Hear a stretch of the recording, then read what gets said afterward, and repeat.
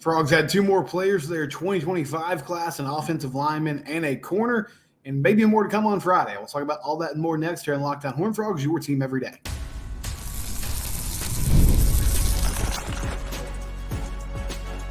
You are Locked On Horned Frogs, your daily podcast on the TCU Horned Frogs.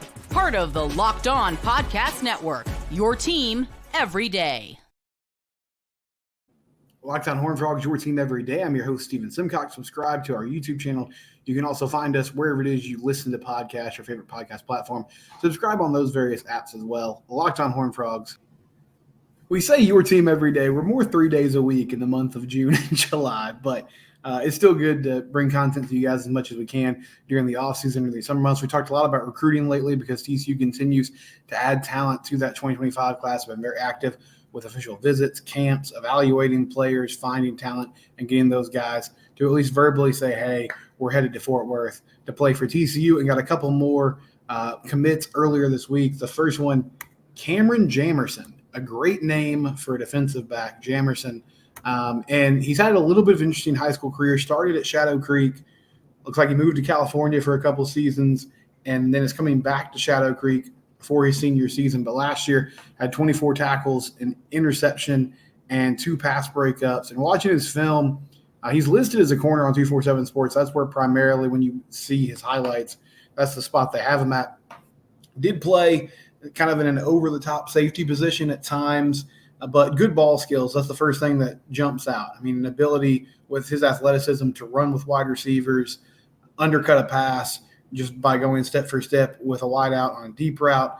Had an interception off a tip drill where he made a nice read on a little inside tunnel screen, came around the corner and was able to track the ball and pluck it out of the air. Had a few pass breakups at the point of attack that were really nice. From that corner spot, you're not going to see a lot of instances where he's playing up near the line of scrimmage, but I think the encouraging thing about his physicality and his tackling was he showed great effort and didn't really shy away from, okay, if somebody breaks through the first line defense, I'm going to come up and make a play and make a sure tackle on the ball carrier. So that's real positive. As far as measurables, 6 feet tall, 170 pounds, is going to get great competition this year against at the 6A level playing for Shadow Creek, a 3-star prospect according to 247 Sports, both the 247 rankings and then the composite, which factors in rivals and on 3 all together. Also a 3-star prospect. Pretty good offer list, though. Went on an official visit earlier this offseason to Kansas State.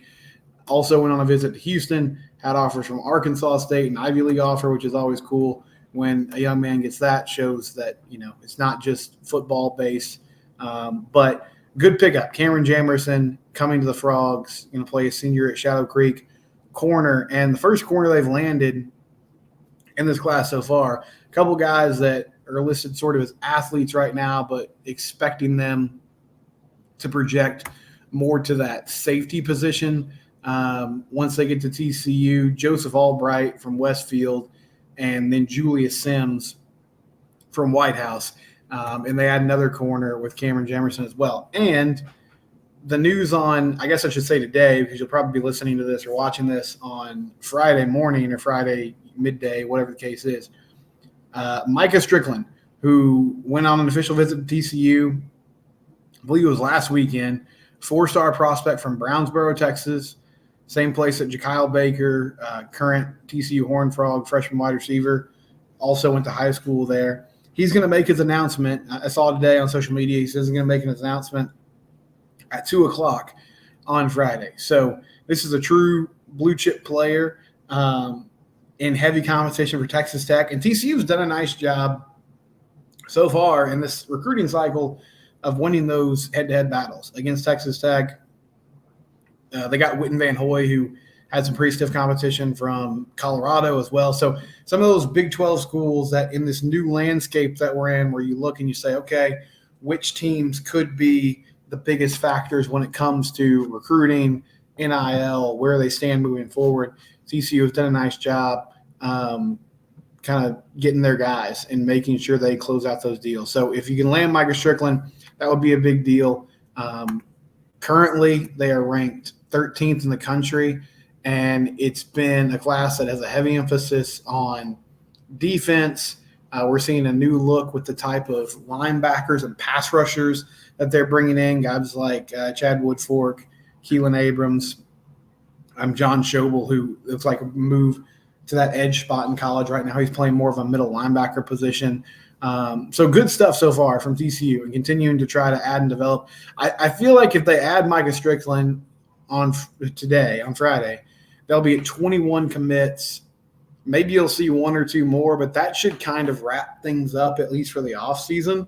And then the staff is always recruiting, and now you have dedicated support staff that's their entire job, is to just always be on top of, okay, what prospects are we looking at? How can we continue to build these relationships? Let's make sure we're sending notes and cards to guys before their high school football games, before big moments in their season, just so they know that we're thinking of them.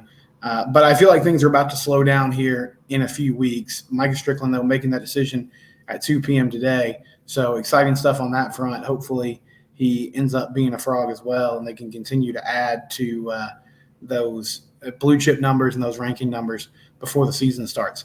Another player that they picked up earlier this week from Keller, Texas, big offensive lineman. And forgive me if you're watching this, Killian, hit me up. If Killian's family is watching this, help me out. I really try to do my due diligence and find out, okay, how do I make sure I pronounce these guys' names and don't butcher it? Look up videos or interviews and things like that. I believe it's Killian Registe from Keller, Texas.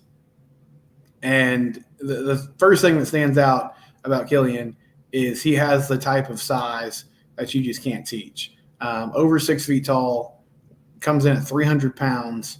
That's already a guy that feels like he's pretty close to playing college-level football from a physicality standpoint. 6'5", 300 pounds, and moves pretty well. One interesting anecdote about his recruitment, or just who he is as an athlete, he's also a goalkeeper for the Keller soccer team, which don't see a lot of 6'5", 300-pound guys, I would imagine, playing in goal. I don't follow soccer super closely, but that seems like a pretty unique situation. But it does speak to his athleticism. And when you watch the tape, he's playing offensive tackle right now. He's listed on recruiting websites as an interior offensive lineman. And I feel like with that frame, that would kind of make sense. But showed an ability to pull, around the other side of the line, get up to the second level and make things happen. Good in pass protection, really good feet, seems to move well.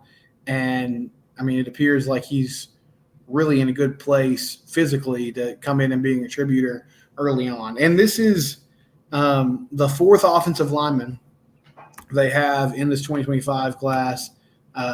Killian joins Logan Schramm from Bernie, Witten Van Hoy from Benton, Louisiana, and then Jackson Jones from Franklin, Louisiana. And Logan, Witten Van Hoy, and then Jackson Jones, at least right now, all look like they're going to be tackles at the next level. Maybe Logan Schramm ends up being a guard. Obviously, a lot of time to figure that out. But Killian kind of fits that interior offensive line spot that they didn't have up to this point. So I've said this before, but I love what Sonny Dykes has done with emphasizing the offensive line. Now, the second part of that is you not only have to recruit these guys and get them committed, get them on campus, but then the challenge is you have to develop them into good players.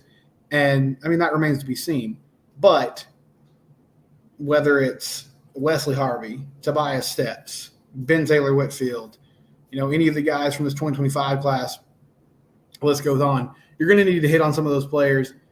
To a certain extent, though, offensive line play and recruiting in this position it's a numbers game, because it's a really difficult position group to project at the next level.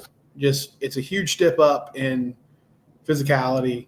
You don't know how people are always going to respond. You don't know how guys' bodies are going to kind of change when they get into a specific nutrition program and strength and conditioning, all those things. So you just want to have a good number of players in that room so that hopefully when you do strike gold with someone, it pays off in a big way. And Coach Dykes and the staff, whether it's in the high school ranks or, this is not necessarily ideal, but they've also made a priority of it in the transfer portal with the goal being, okay, let's try to plug some holes here and make sure that we're competent up front and that we can play at a high level and compete so that we're keeping our quarterback upright, that we're being effective in the run game, opening up rushing lanes for our skill guys and making things happen. So Cameron Jamerson and then Killian Registe from Cameron's from Shadow Creek, Killian's from Keller, Texas. Killian's an offensive lineman, and Cameron's a defensive back. Looks like he's going to be a corner at the next level. And then Micah Strickland announcing today at 2 p.m. what his intentions will be moving forward. So a lot of moving and shaking in the recruiting world. That's what you expect this type of year. When we come back, I'm going to talk a little bit about Jim Schlossnagle and this shocking move that he made to the University of Texas.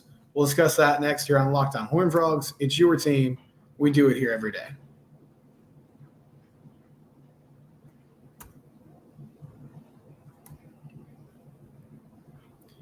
eBay Motors. You can't mess around with your car, man. You have to find the right part for your vehicle, and the best way to do that is to go to ebaymotors.com. Millions of parts for your MVP.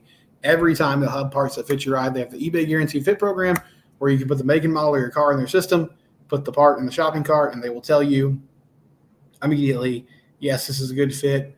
No, this is not. Whether you're trying to just maintain your car or level it up to peak performance and do some cool things, trick it out, all that's available to you with the help of eBay Motors. Even someone who is a total car novice like myself can figure out how to navigate and work with eBay Motors. Millions of parts for your MVP, win every time with help from our friends at eBay Motors. Terms and conditions do apply. That eBay Guaranteed Fit program only available to U.S. customers. eBay Motors, proud sponsor of the Locked On Network. So I always try to keep this show TCU-centric. That's pretty obvious. It's called Locked On Horned Frogs. Congrats to me for understanding that. But you guys get it. I want to keep this TCU heavy. We'll get into the Big 12 from time to time. But for the most part, we want to talk about the Horned Frogs and whatever news that's coming out in the world of college sports. If it's big enough, we'll relate it back to TCU in some form or fashion. But I wanted to touch on this because a lot of you know and appreciate and maybe have some mixed feelings for Jim Schlossnagle, former TCU manager, who really built the TCU program back up from the ground up, right, and got them to a place where they were consistently in Omaha at the College World Series. Baseball kind of became, I guess, along with football, the standard of TCU athletics. And then he made the decision to move on to A&M. And about a month ago, some rumors started bubbling up that he would be interested in the Texas job, which sounded kind of crazy at the time because even though Texas is such a great job in the baseball world, Texas A&M had a great baseball team, and they ended up one win away from winning the national title. They lost to Tennessee in that 3-game series. After winning the first game, they dropped the next two, and Tony Vitello's squad wins the national championship. And after the game, Jim was asked about these rumors, and he was pretty indignant about it. He didn't necessarily deny it, but he was upset with the reporter for asking the question. He said it was a selfish question. He was basically like, I'm here. I moved away from my family to be here. And then the next day, it was announced that he was going to Austin, Texas. And it reminded me of when he left for Texas A&M. Rob Childers, Childers makes the move midseason or is asked to make the move midseason to at least announce that he's retiring. So there was a long gap there where that job was open. Everybody knew about it. And pretty early on, it was made known that Jim Schlossnagle was their top target, A&M's top target. And I think TCU baseball ended that season like a team that was distracted. They got off to a great start. They were 9-0 in conference play, had some pitching issues. Russell Smith was kind of in and out of the rotation with some injuries. He did eventually come back before the season ended. Never really figured out who their third starter was. But bottom line was that team had Omaha aspirations, and at times during that year they looked like a group that could make it happen and make that a reality. And then they ended up getting bounced in the regionals. They lose to DBU. Next day they lose to Oregon State in the elimination game, and the season's over. And so within 48 hours, Jim leaves for A&M. Kirk is quickly promoted as the next man at TCU. And the way that all happened so quickly, I know Kirk was essentially the coach in waiting, but the way that all went down so quickly, I think it kind of spoke to the fact that everybody sort of knew what was happening in that situation. And then the next season, A&M, they make the regionals. They're a host. TCU goes down there. They make the regional final. They lose to A&M in what was a good ball game. And then after the game, Coach Slosh, he hugged a lot of those guys. He spent some time talking to them privately. And if I remember correctly, I think he said this unsolicited. He wasn't really asked about it, but he was just like, you know what? I felt like I didn't handle that situation. Leaving TCU, I didn't handle that situation well. I should have met with the team. I should have been more forthright. And I remember when that news came out, or that soundbite came out, I thought he was pretty sincere about it. And whether, you as a TCU fan, like whether or not you forgave him, I don't know if that was the prevailing thought afterwards, but at least in my mind, I was like, well, I think that showed it was a very relatable human thing. Like, you make a mistake, you look back, hindsight's always 20/20, and you think, you know what, I could have done a better job of handling the situation. Now that I'm removed from it, I see that. And so after that happened, I didn't really have much difficulty watching him in the A&M dugout, because I just sort of felt like that was going to be where he was for the rest of his career. And now he's taking the Texas job. And it's playing out the same way it did at TCU, where supposedly he was actively like recruiting for Texas while he was still on the job at Texas A&M. I imagine it was a distraction to a certain extent, but somehow they made it all the way to the National Championship Series. And so it's just insane.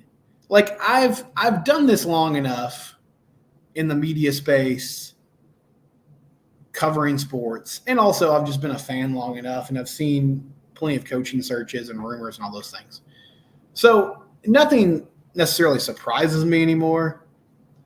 And I've kind of come to the conclusion of, like, when these coaches are asked about jobs, it's best not to believe whatever they say, because they're not going to come right out and tell you if they're interested.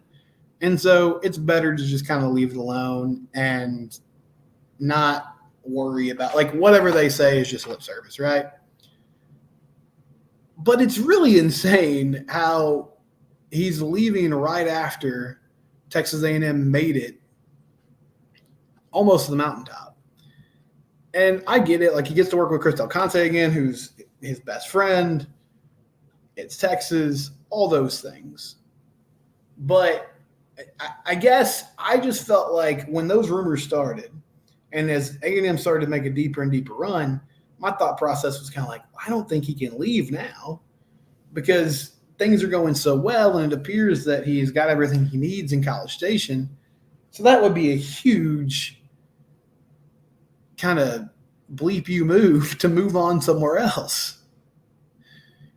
And it just surprised me how it all played out. But he's going to be the head coach of Texas now, or the manager at Texas now. And that's going to be a great SEC series this upcoming season. At the end of the day, I think it just came down to he wanted this job. He wanted to be back with Chris Del Conte. And he decided, you know what, it's worth all the heat I'm going to take for it. Like, he's a smart guy. I think he knows he was going to sort of get dragged through the mud for this. And he's just willing to deal with it because he thinks this is the place where he needs to be. So Jim Schlossnagle, new manager at the University of Texas. And I guess we'll see if TCU gets some, Tuesday night non-conference games with them later on. That didn't happen when he was at Texas A&M. Maybe that changes slightly now that he is in Austin instead. We'll come back and wrap things up here on Locked On Horned Frogs. It's your team every day. FanDuel, summer's here, and you might be like, man, there's no sports. This is killing me. I want to be part of the action. I want to be betting on games, predicting games, whatever the case is. Good news, FanDuel's still here for you. They've still got great deals going on right now. If you go to FanDuel.com/lockedon, you can start making the most out of your summer. They're hooking up all customers with a boost or bonus on a daily basis. That's right. There's something for everyone every day, all summer long. MLB games happening every night of the week. FanDuel.com/lockedon or the FanDuel app. Daily bonuses or boost every single day of the week. FanDuel's going to take care of you during the dog days of summer when there's not a ton of sports on, but still opportunities for you to get involved. FanDuel.com/lockedon or the FanDuel app. FanDuel, betting partner of Major League Baseball, proud sponsor of the Locked On Network. So I had a crossover edition of Locked On Horned Frogs on Wednesday. If you missed it, you can go check it out. But JT Wistickle from Locked On Utes did a good job of laying out, where Utah is going into the season. Utah fans are really confident. That's something I've noticed on social media. And I get it to a certain extent. I mean, they've won 2 Pac-12 championships in the past 3 years. Even without Cam Rising at the helm, they were still super competitive. And that's going to be the key to the season in my mind is how does Cam Rising react to having 600 days off after dealing with that knee injury. Tommy Fisher mentioned in the YouTube comments, he said, I think Utah set up well to win this year. I think TCU is a more talented team. They have a lot of questions, mainly how is the new O-line going to play together, and is the defense going to be physical enough to stop the run when the other team has the run? I think TCU will be better, but Utah will be better next year. I think TCU going forward will be the better program, at least on paper. The game's not played on paper, though. Lots of respect. All good points. That game's going to be tricky this year. I mean, on the road against a veteran Utah team. And I made this comparison on Wednesday's show. I said Utah kind of reminds me, just from a consistency standpoint, a lot of the same kind of identity and principles that Chris Kleiman instills at Kansas State. I think they're similar programs. And so I feel like it's going to be a good test for TCU because Kansas State's not a team they've handled super well in the Sonny Dykes era so far. And Utah kind of cuts from that same cloth. So if they go there on the road and you hit them out, how do you handle it? As Tommy said, how does the whole line gel together? Can they make some things happen and get a push and get a surge? They can run the ball consistently. If the defense be tougher up front and in the middle especially, they're not giving up those big gashing runs that set teams up for huge drives and big plays. And that's going to be one of those games, whether it's Utah on the road, Kansas at Arrowhead, UCF at home, Arizona at home, Oklahoma State. It's one of those games that you circle the schedule. So, okay, we're going to find out about this TCU football. That's the great thing about the season being played. There's all these questions we have all offseason. Josh Hooper healthy, is he going to take another step? And Kimball Miles figure out how to get more consistency, better rhythm on offense, how improved will Diablos and the defense be, or guys like Eric McAllister coming from the state, is he ready to step in and be a dude? And Savion Williams put together a big time season. Is that O-line going to be cohesive and be better than they were last year? Can they be more efficient in the red zone and in short yardage? And Sonny Dykes instill more accountability across the team, and will they have better leadership so they don't look like a fish out of water immediately when the season starts? Maybe they don't look like a team that kind of read too much of the preseason hype going into the year. All of that's going to get answered when the foot meets leather, and it'll start with that Stanford game. But there's games within the schedule that will tell us where TCU is and where they could go as a program moving forward. That's the great thing about the season starting at point months here in a couple of months. We'll be back on Monday. We'll have a reaction to Micah Strickland hopefully committing to TCU and more. It's Locked On Horned Frogs, your team every day.